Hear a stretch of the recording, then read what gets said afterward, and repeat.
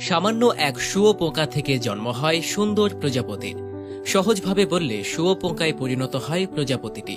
কিন্তু কিভাবে ঘটে এই প্রক্রিয়া? প্রজাপতির জীবনচক্রের 4টি পর্যায়: ডিম, শুঁয়োপোকা, শুককীট আর পূর্ণাঙ্গ প্রজাপতি। প্রজাপতি গাছের পাতায় স্তূপাকারে ডিম পাড়ে। 1 সপ্তাহ পরে সেই ডিম ফুটে বেরিয়ে আসে শুঁয়োপোকা বা প্রাথমিক শুককীট। শুককীট খুব দ্রুত বাড়ে। এ সময় এদের প্রচুর খাদ্যের দরকার হয়। তখন গাছের পাতা খেয়ে খেয়ে সাফ করে ফেলে। শুঁয়োপোকা আকারে শুককীট 2 সপ্তাহ কাটায়। এরপর এরা ঘুমিয়ে পড়ে। একেই বলে সুপ্তাবস্থা বা মূল শুককীট। সুপ্তাবস্থায় শুঁয়োপোকার ত্বক শুকনো পাতার মতো দেখায়, মনে হয় প্রাণহীন কোনো প্রকার খোলস। এ সময় শুককীটের কোনো খাবার দাবার দরকার হয় না। এভাবেই 2 সপ্তাহ ঘুমিয়ে কাটানোর পর জীবন্ত প্রজাপতি শুককীটের খোলস থেকে বের হতে থাকে। মাথার দিকে একটা সুতোর মতো বেরিয়ে এমনভাবে গাছের ডালে লেপ্টে থাকে, দেখলে মনে হয় কেউ